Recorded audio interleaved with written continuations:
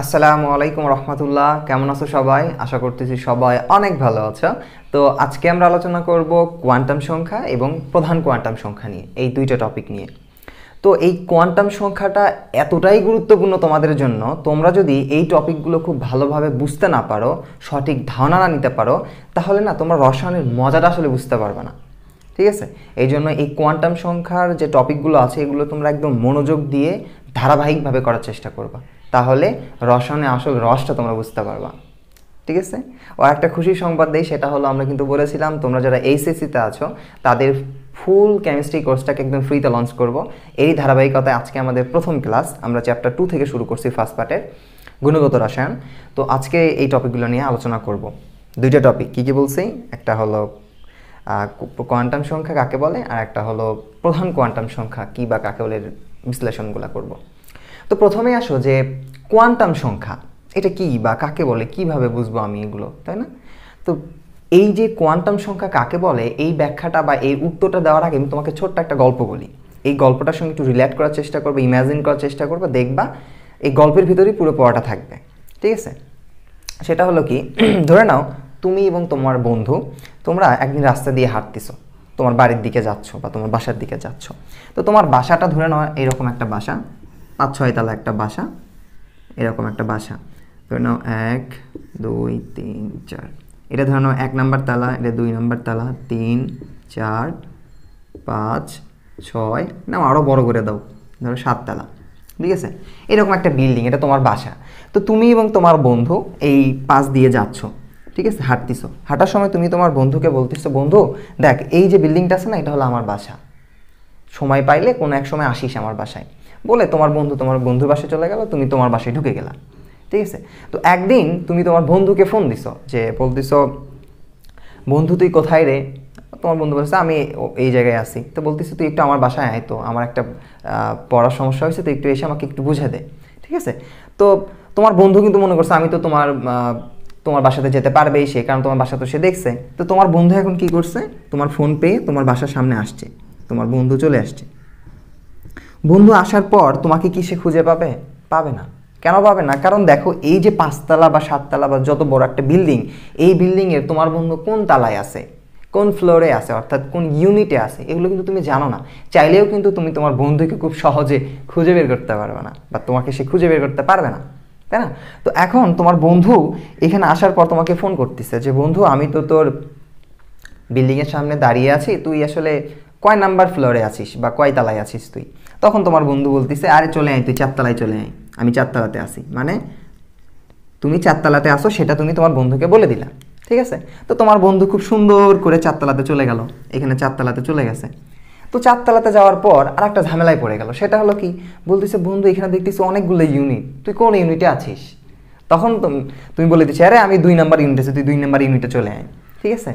2 number ইউনিটে সে চলে গেল, যাওয়ার পর সে রুমে মানে ইউনিটে ঢুকলো, ঢোকার পর বলতেছে বন্ধু ইউনিটে তো ঢুকলাম, আসলে তো রুমটা কোন পাশে, ডান পাশে নাকি বাম পাশে?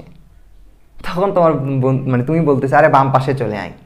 এই যে দেখো পুরো প্রসেসটার পর কিন্তু তুমি এবং তোমার বন্ধু এক জায়গায় হইলা, তোমাকে সে খুঁজে পেল। ঠিক আছে? বুঝতে পারলে বিষয়টা? কিভাবে বুঝলা বিষয়টা খুব ভালো করে একটু লক্ষ্য করো। মানে তোমার সঙ্গে তোমার বন্ধুর দেখা করার জন্য কি কি স্টেপ ফলো করা লাগলো। প্রথমত তোমার বন্ধুকে তোমার বিল্ডিংয়ের সামনে আসা লাগলো, তারপর তুমি তোমার বন্ধুকে বললা আমি আছি 4 তলায়, তারপর তোমার বলে 4 তলা কয় নাম্বার ইউনিটে, সেটা বলে দিল 2 নাম্বার ইউনিট, তারপরে কোথায় বলো যে ডান পাশে নাকি বাম পাশে রুমের, তারপর কিন্তু বলে দিলে বাম পাশে। এই যে পুরো প্রসেসটা আছে না, তোমাকে খুঁজে পাওয়ার জন্য এই বিল্ডিংয়ে তুমি কিন্তু এই যে ইনস্ট্রাকশনগুলো দিলা, 3 তলা 4 তলা, বাম পাশের ইউনিট বা 2 নাম্বার ইউনিট, এগুলো কিন্তু বলে দিলা। ঠিক আছে? এই যে পুরো প্রসেসটাকে আমরা কোয়ান্টাম সংখ্যার সাথে তুলনা করতে পারি। কিভাবে তুলনা করব? কারণ দেখো এই যে তুমি যেটাকে ছিলে এখানে, তুমি না এই 4 তলা তো তুমি ছিলে না, তুমি ছিলা। তো এই তুমি মানে তুমি যদি একটা ইলেকট্রন হয়ে থাকো, তো পরমাণুতে কিন্তু অসংখ্য ইলেকট্রন থাকে। এই ইলেকট্রনগুলো কোথায় আছে, কিভাবে আছে, এই ইলেকট্রনগুলো কোন দিকে ঘুরতেছে, এই পুরো বিষয়টাকে ব্যাখ্যা করার জন্য কিছু সংখ্যার প্রয়োজন হয়, কিছু নাম্বারের প্রয়োজন হয়। এই নাম্বার বা সংখ্যাগুলোকে আমরা বলতেছি কোয়ান্টাম সংখ্যা। কি বলতেছি? কোয়ান্টাম সংখ্যা। যেমন তোমাকে খুঁজে পেতে গেলে প্রথমত তোমার বন্ধুকে বিল্ডিংয়ের সামনে আসা লাগছে, তারপর কয় তালাতে আসো সেটা জানা লাগছে, কয় নাম্বার ইউনিট আসো সেটা জানা লাগছে, কোন পাশে আসো সেটা জানা লাগছে। একইভাবে একটা ইলেকট্রনকে পরমাণু কোথায় আছে, কিভাবে আছে, সে কোন দিক ঘুরতেছে না কি করতেছে, পুরো বিষয়টাকে ব্যাখ্যা করার জন্যই কিছু সংখ্যার প্রয়োজন হয়, যাকে আমরা বলতেছি কোয়ান্টাম সংখ্যা। আশা করতেছি কোয়ান্টাম সংখ্যার বিষয়টা তোমরা একটু বুঝতে পারছো। তো এখন আসো তুমি বলবা যে ভাইয়া আমি তো এরকম স্যারকে তো বুঝালে হবে না যে আমার বন্ধু আসলো আমি বুঝালাম দেখালাম, বিষয়টা তেমন না। আমি আসলে পরীক্ষায় যদি আসে আমি কীভাবে সংজ্ঞাটা দিব, তাই না?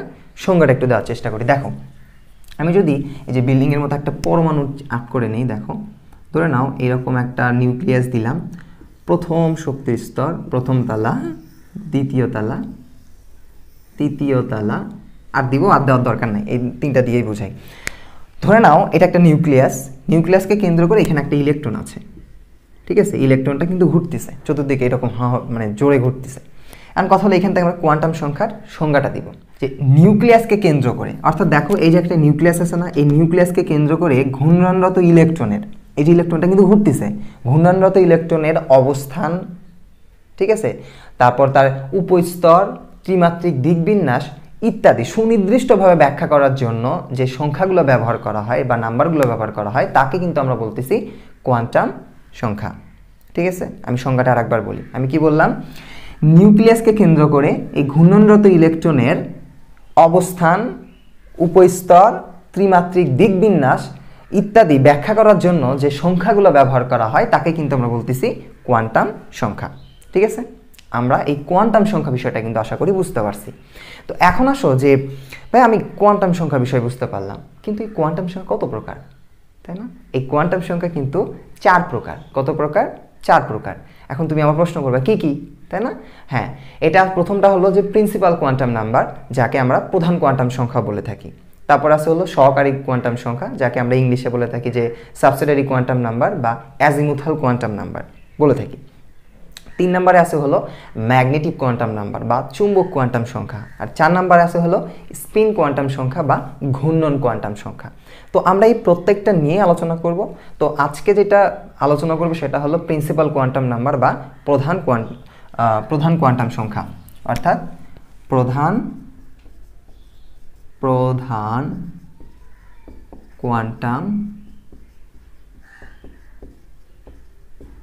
কোয়ান্টাম সংখ্যা। আমরা এই প্রধান কোয়ান্টাম সংখ্যাটা একটু আলোচনা করার চেষ্টা করব। আমার লেখা একটু খারাপ, একটু বুঝে নিও ভাই, ঠিক আছে? তো এখন তুমি আমাকে বলবা যে ভাই প্রধান কোয়ান্টাম সংখ্যা কাকে বলে, তাই না? তো প্রথমত একটা তথ্য দিয়ে রাখি, সেটা হলো দেখো প্রধান কোয়ান্টাম সংখ্যা দ্বারা পরমাণুর আকার নির্দেশ করে। আকার বলতে বোঝাচ্ছি সেই ওই পরমাণুটা কত বড় হবে, মানে এত বড় হবে, এত বড় হবে না এত বড় হবে, ঠিক আছে? এই প্রধান কোয়ান্টাম সংখ্যা দ্বারা পরমাণুর আকার নির্দেশ করে, ঠিক আছে? কেনটা বলতেছি দেখো তুমি যখন তোমার বন্ধুর বাসায় আসতেছো বা তোমার বন্ধুকে খোঁজার জন্য আসতেছো, তুমি কিন্তু প্রথমে তো তুমি তার বিল্ডিংয়ের সামনে আসতেছো, তারপরে তুমি দেখতে পাচ্তেছো সেই বিল্ডিংটা 4 তালা 5 তালা নাকি 6 তালা না 7 তালা, তাই না? তো একইভাবেই একটা পরমাণুর এই প্রধান কোয়ান্টাম সংখ্যা দ্বারা পরমাণুর আকারটা নির্দেশ করা হয়, অর্থাৎ সেই পরমাণুটা কত বড় হবে, মানে এত বড় হবে নাকি এত বড় হবে, ঠিক আছে? এই আকারটা নির্দেশ করার জন্যই এই প্রধান কোয়ান্টাম সংখ্যা কিন্তু নর্মালভাবে বলা হয় যে প্রধান কোয়ান্টাম সংখ্যা দ্বারা পরমাণুর আকার নির্দেশ করে।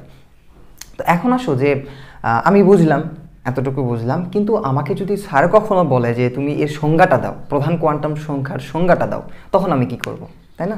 তো আমি এই সংজ্ঞাটা দিচ্ছি, একটু মনোযোগ দিয়ে লক্ষ্য করবা।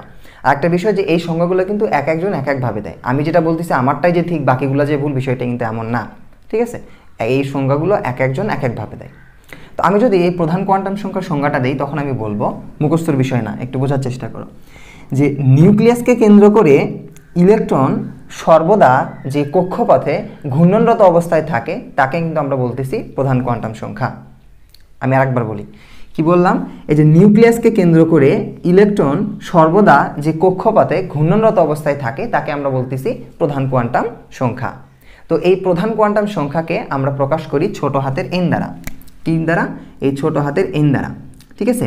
তো এই এনের কিন্তু একটা মান আছে, এই মানটা কি জানো? এই মানটা হলো ধনাত্মক পূর্ণ সংখ্যা। এনের মান কি? ধনাত্মক পূর্ণ সংখ্যা। তোমার খাতা কলম নিয়ে এগুলো একটু নোট করার চেষ্টা করো, এখান থেকে কিন্তু প্রশ্ন আসবে। কি বললাম? যে প্রধান কোয়ান্টাম সংখ্যাকে আমরা n দ্বারা প্রকাশ করব, আর n এর মান সবসময় কি হবে, ধনাত্মক পূর্ণ সংখ্যা। ধনাত্মক পূর্ণ সংখ্যা মানে কি বোঝাচ্ছি, এই যে n এর মান কিন্তু হবে, দেখো n এর মান হতে পারে 1 হতে পারে, 2 হতে পারে, 3 হতে পারে, 4 হতে পারে, 5 হতে পারে, 6 হতে পারে, ডট ডট ডট এরকম করে অনেক কিছু হতে পারে, ঠিক আছে।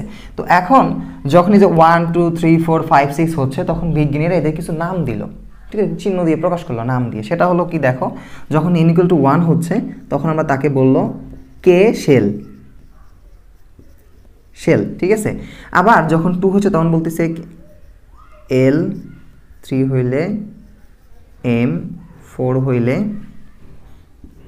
এন, 5 হইলে ও, 6 হইলে পি। এখন আমার প্রশ্ন হলো, এরপর কি আর কোনো কিছু হবে না? এই 6 পর্যন্তই কি শেষ? না, বিষয়টা কিন্তু এমন না।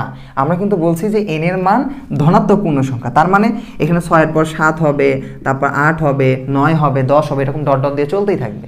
কিন্তু কথা হলো কি, আমরা এত বড় জিনিস লিখি না কেন? কারণ n = 10 11 12 13 এগুলো লিখি না কেন? এই কারণে লিখি না, কারণ দেখো এখন পর্যন্ত কিন্তু আসলে অত ওই কক্ষপথগুলো ইউজ করা লাগতেছে না, এত বড় মৌল কিন্তু এখনো আবিষ্কারই হয়নি। যদি কখনো ধরো পারমাণবিক সংখ্যা তোমার 130 140 এইরকম পর্যন্ত চলে যায়, তখন হয়তো বা এগুলোর প্রয়োজন হলেও হতে পারে, ঠিক আছে। তার মানে কিন্তু এটা প্রমাণ করতেছে না যে 6 পর্যন্ত 7 পর্যন্ত ইউজ হয় দেখে বাদ বাকিগুলো আর হবে না, ওগুলো হবে যদি কখনো ভবিষ্যতে প্রয়োজন হয়, ঠিক আছে। তখন এই যে নামগুলো চলতেই থাকবে, MN OP Q এরকম ডট ডট ডট দিয়ে চলতেই থাকবে, ঠিক আছে। আশা করি বিষয়টা বুঝতে পারছো। তো এখন দেখো এই যে প্রধান কোয়ান্টাম সংখ্যাটা আমরা পড়তেছি, তো এই প্রধান কোয়ান্টাম সংখ্যাকে যেমন আমরা এখানে কি বললাম, কে শেল, এর কিছু নাম আছে, এই নামগুলো তোমরা একটু মাথায় গেঁথে রাখবা। যেমন দেখো তুমি শেল মানেও কিন্তু বোঝাচ্ছে সেই কক্ষপথগুলি, মানে এই প্রধান কোয়ান্টাম সংখ্যাকেই। তারপর এখানে তুমি শেল বলতে পারো, তারপরে বলতে পারো কক্ষপথ, কক্ষপথ, আবার তুমি বলতে পারো অরবিট, অরবিট, আবার তুমি বলতে পারো শক্তি স্তর, শক্তি স্তর, এগুলোর নামে কিন্তু তুমি ডাকতে পারো, ঠিক আছে। তার মানে শেলো যে কথা, কক্ষপথ, অরবিট, শক্তি স্তর, এগুলো কিন্তু একই কথা। এই জিনিসগুলো একটু তোমার মাথার ভিতর একদম গেঁথে নেওয়ার চেষ্টা করো, এগুলো যেন ভুল না হয়, ঠিক আছে। কি বললাম, শেল, কক্ষপথ, অরবিট, শক্তির স্তর, এগুলো কার সাথে রিলেট করতেছে, এগুলো বলতেছে প্রধান কোয়ান্টাম সংখ্যার সাথে, ঠিক আছে। এগুলো একটু মাথার ভিতর গেঁথে নেওয়ার চেষ্টা করো। আশা করি তোমরা এতটুকু বুঝতে পারছো। এখন আসো যে এই যে প্রধান কোয়ান্টাম সংখ্যা নিয়ে আমরা এত আলোচনা করতেছি, তাই না, এই প্রধান কোয়ান্টাম সংখ্যাকে কিন্তু দেখো সর্বোচ্চ কতটি ইলেকট্রন থাকে, এটা তোমাকে কিন্তু প্রশ্ন করতে পারে। তো এই প্রধান কোয়ান্টাম সংখ্যায় সর্বোচ্চ ইলেকট্রন ধারণ ক্ষমতা হলো 2n²। কত হবে, 2n², অর্থাৎ সর্বোচ্চ ইলেকট্রন ধারণ ক্ষমতা হলো 2n²। অর্থাৎ এই 2n² যে সূত্রটা আছে, এই ফর্মুলাটা দ্বারাই তুমি কিন্তু তার সর্বোচ্চ ইলেকট্রন ধারণ ক্ষমতা বের করতে পারবা। যেমন তুমি যদি n = 1 বসাও, n = যদি 1 বসাও, তাহলে দেখবা এখানে সর্বোচ্চ ইলেকট্রন কয়টা আছে তুমি বলতে পারবা। সেটা কি হবে দেখো তো, 2, n এর মান কত, 1 = কত, 2। অর্থাৎ n এর মান যখন 1 হচ্ছে, অর্থাৎ প্রথম শক্তির স্তরে আমাদের সর্বোচ্চ ইলেকট্রন ধারণ ক্ষমতা কত, 2, ঠিক আছে। এবার যদি n এর মান আমি 3 বসাই, n এর মান কত বসাবা, যে 3 বসালে কি হবে বলো তো, 2 × 3 উপর স্কোয়ার, তাহলে কত হবে, 3 × 9 9 × 2 18, ইলেকট্রন সংখ্যা কিন্তু হবে 18টি, তাই না। এখন দেখো এরকম করে তুমি যদি 5 বসাও তাহলে কি হবে বলো তো, আমি একটু হিসাব করে নিই। দেখো যে তুমি যদি n = 5 বসাও তাহলে কি হচ্ছে, যে 2 × 5 এর উপর স্কোয়ার, হিসাব করে কত হবে, 5 5 25, 25 2 × 50, এখানে কিন্তু হয়ে গেল 50, ঠিক আছে। দেখো তো এই যে 2n² যে সূত্রটা আছে, এই সূত্র অনুযায়ী আমরা যদি n এর মান 5 বসাই, তাহলে দেখা যাচ্ছে পঞ্চম শক্তির স্তরে, অর্থাৎ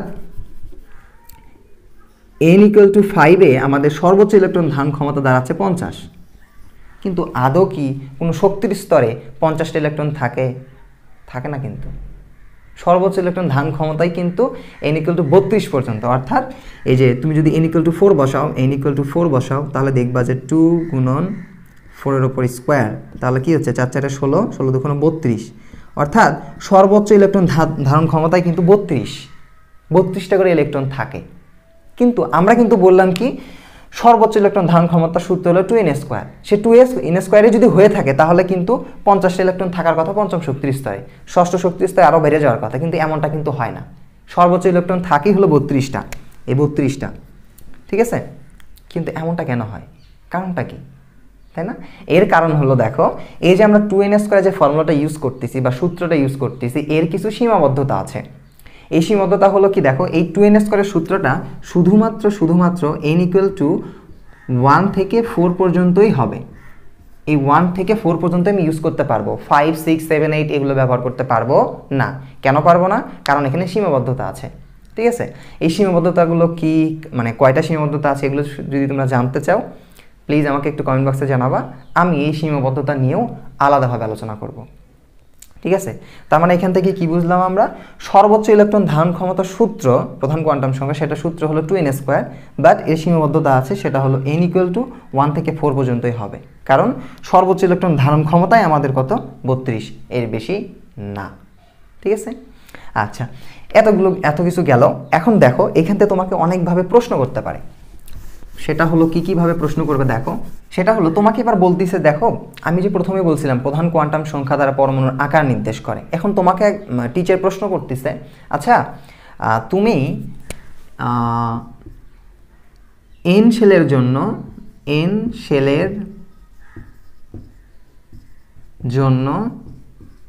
চিত্র আট করো, ঠিক আছে? চিত্রটা আট করো। এখন তুমি বলতেছো যে n শেলের চিত্র, আমি তো জানি যে আমি যদি কোনো একটা পরমাণু চিত্র আট করতে চাই সেক্ষেত্রে তোমাকে প্রধান কোয়ান্টাম সংখ্যার মানটা জানা লাগবে, তাহলে তুমি চিত্রটা আট করতে পারবো, তাই না? আদারওয়াইজ তো আমি পারবো না। এখন দেখো এখানে তুমি n এর মানটা কিভাবে বের করবা, তোমাকে কিন্তু এখানে ইনডিরেক্টলি ভাবে স্যার বলেই দিছে। কোন শেলের কথা বলছে বলো তো? n শেলের জন্য চিত্র আট করতে বলছে। এখন তুমি বলো তো n শেল কখন হয়? দেখো তো এখানে একটু চিত্রটা, n শেল তুমি কখন লিখতে পারবে যদি n এর মান কত হয় বলো তো? n এর মান যদি হয় 4, তাই না? এই যে দেখো ছোট হাতের n এর মান মানে প্রধান কোয়ান্টাম সংখ্যার মান যদি আমার কখনো 4 হয়, তখন আমি কি লিখতে পারবো? n shell. তাহলে n শেল মানে বলো তো এখানে n এর মানটা কত? প্রধান কোয়ান্টাম সংখ্যার মান কিন্তু 4। আর প্রধান কোয়ান্টাম সংখ্যার মান যদি 4 হয় তাহলে তুমি চিত্রটা আট করতে পারবে না, 4টা কক্ষপথ দিয়ে একটা চিত্র আট করতে পারবে না। বিষয়টা এরকম হবে, দেখো খুবই সিম্পল, যে নিউক্লিয়াস, প্রথম শক্তির স্তর, দ্বিতীয় শক্তির স্তর, তৃতীয় শক্তির স্তর, চতুর্থ শক্তির স্তর। তোমার স্যারের উত্তর হবে এরকম, যে স্যার দেখেন এখানে n = 1, 2, 3, 4, অর্থাৎ m শেলের জন্য চিত্র হবে এরকম। ক্লিয়ার? আশা করি আমরা বিষয়টা বুঝতে পারছি। আর একটা বিষয় মনে রাখবা, যে তোমাদের দেখো n এর মান বাড়ার সঙ্গে সঙ্গে, যে n এর মান 1 থেকে 2 হচ্ছে, 3 হচ্ছে, 4 হচ্ছে, এখানে কিন্তু ইলেকট্রনের ওই নিউক্লিয়াস থেকে ইলেকট্রনের দূরত্ব কিন্তু বৃদ্ধি পাবে। কারণ দেখো ধরে নাও এই প্রথম শক্তির স্তরে এখানে একটা ইলেকট্রন আছে, আর 4 নম্বর শক্তির স্তরে এখানে একটা ইলেকট্রন আছে। দেখো তো এই যে নিউক্লিয়াস থেকে প্রথম শক্তির স্তরে ইলেকট্রন কিন্তু কাছাকাছি আছে, ঠিক আছে? এখানে বলা হচ্ছে তাদের শক্তি, মানে তাদের দূরত্বটা কিন্তু কাছে। আবার যখন দেখবে n এর মান বেড়ে যাচ্ছে, যেমন n এর মান 4 হয়ে যাচ্ছে, তখন কিন্তু এই ইলেকট্রনের সাথে এই নিউক্লিয়াসের দূরত্ব কিন্তু বেড়ে যাচ্ছে। তার মানে আমরা এটা বলতেই পারি যে n এর মান বাড়ার সঙ্গে সঙ্গে নিউক্লিয়াস এবং ইলেকট্রনের মাঝে দূরত্বটাও বৃদ্ধি পায়, এবং এই দূরত্ব বৃদ্ধি পাওয়ার সঙ্গে সঙ্গে তাদের শক্তির মানটাও বৃদ্ধি পেতে থাকে। কি শক্তির মানটাও বৃদ্ধি পেতে থাকে, সেটা কি রকম কথা? কারণ দেখো n = 1, এই n = যেখানে 1 এখানে হলো সর্বনিম্ন শক্তি, ঠিক আছে? আবার n = যখন 2 যাচ্ছ তখন একটু শক্তি বাড়বে, 3 তে গেলে শক্তি আরও বাড়বে, 4 এ গেলে শক্তি আরও বাড়বে, 5 এ গেলে শক্তি আরও বাড়বে, ঠিক আছে না? তার মানে n এর মান বাড়ার সঙ্গে সঙ্গেই আমরা দুইটা জিনিস বাড়তেছে, একটা হলো কি এই যে নিউক্লিয়াস থেকে ইলেকট্রনের যে দূরত্বটাও বৃদ্ধি পাচ্ছে এবং তাদের শক্তির মানটাও বৃদ্ধি পাচ্ছে। কোন শক্তির মান? এই যে কক্ষপথের শক্তি স্তরের মানটা, শক্তির মানটা কিন্তু বৃদ্ধি পায়। এটা কিন্তু আমাদের মাথার ভেতর গেঁথে নিতে হবে। ক্লিয়ার? আশা করি তোমরা বুঝতে পারছো। তোমাদের এখন কাজ হবে কি, এই যে আমরা পড়াটা পড়লাম, যে টপিকটা পড়লাম, সুন্দর করে নোট ডাউন করবা এবং করে আমাদের যে ফেসবুক গ্রুপটা আছে, আমি গ্রুপ লিঙ্কটা দিয়ে দেবো ডিসক্রিপশন বক্সে, ওই গ্রুপে তোমাদের নোটটা শেয়ার করবা, যাতে করে তোমাদের এই নোট থেকে আরও অসংখ্য স্টুডেন্ট হেল্প পেতে পারে বা পারে, ঠিক আছে? তো এটাই ছিল আজকে আমাদের ক্লাস। আমাদের ক্লাসটা যদি ভালো লেগে থাকে অবশ্যই একটা লাইক দিও, শেয়ারের মাধ্যমে সবাইকে জানার সুযোগ করে দিও। ভালো থাকবা। আসসালামু আলাইকুম রহমতুল্লাহ।